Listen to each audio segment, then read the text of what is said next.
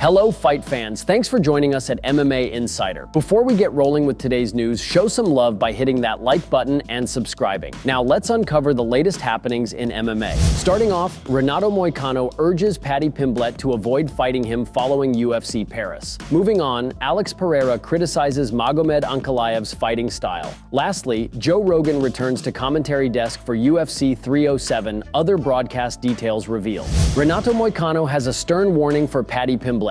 Renato Moicano entered enemy territory against Benoit Saint-Denis this past Saturday. The lightweight fight headlined UFC Paris inside the Accor Arena. The Brazilian battered the face of Saint-Denis, and the doctor would not allow the fight to enter the third round. After notching his fourth straight win, Moicano received a challenge from Paddy Pimblett. During a chat with media members following UFC Paris, Renato Moicano was informed of Paddy Pimblett's social media call-out. Moicano sent a bold message to Pimblett. "Please don't accept the fight. I'm going to hurt you. I'm going to elbow your skull." With that said, Moicano is intrigued by the attention a fight with Paddy Pimblett could bring. This is especially true if the two are offered coaching gigs for a season of The Ultimate Fighter. Here is what he said. "I think it's going to be a huge exposure. Right now, I'm looking for exposure. I'm looking for cameras because I've been in the UFC for 10 years. This year will be 10 years. 3 years ago, nobody knew me. Nobody knew me, and I always work hard. I always have put in the work. But it doesn't matter if you're the best fighter in the world, nobody knows. I want more cameras. I want more people talking about my name in MMA because that way I can bring more attention and I can make my case to fight for the belt eventually."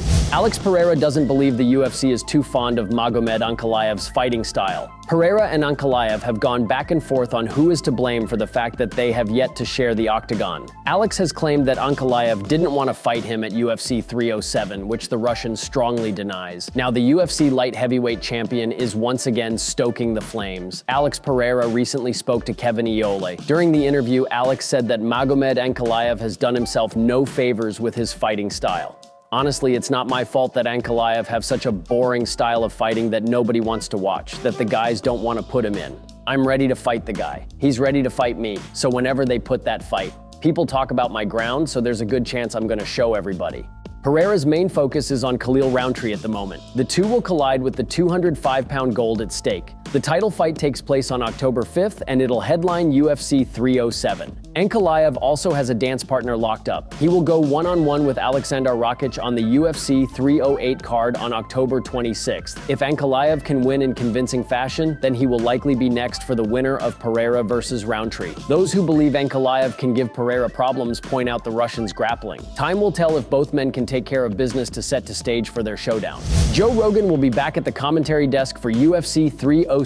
This Saturday night, the event will be held inside the Delta Center in Salt Lake City. Headlining the show will be a UFC light heavyweight title fight between champion Alex Pereira and Khalil Rountree. The co-headliner will see Juliana Pena challenge Raquel Pennington for the women's bantamweight gold. Since it's a UFC pay-per-view event in the United States, that means the return of Rogan on commentary. Joining him will be the UFC's play-by-play ace, John Anik. UFC Hall of Famer Daniel Cormier will also be at the desk with Rogan and Anik. The report also notes that Megan O'Leary will be the roving reporter for UFC 307. Rogan last did commentary work for UFC 306 Inside the Sphere in Las Vegas. Anik recently recalled Rogan's reaction when he first saw the production value the UFC put into the show during an interview.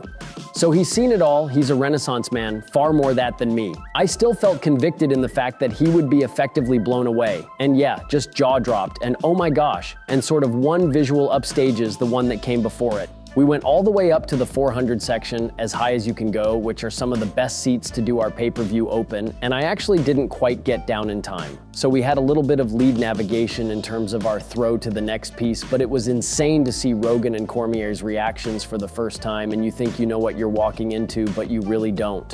Thank you so much for tuning into today's video. Your dedication and support fuel our passion to bring you the latest and greatest in the MMA world. If you enjoyed today's news, please give us a thumbs up and share it with fellow MMA fans. Remember to subscribe to stay in the loop with daily MMA updates. We've got a lot of exciting news, interviews, and analysis coming your way every single day. Your engagement helps us grow and serve the MMA community even better. Once again, thank you for being an integral part of our daily MMA journey.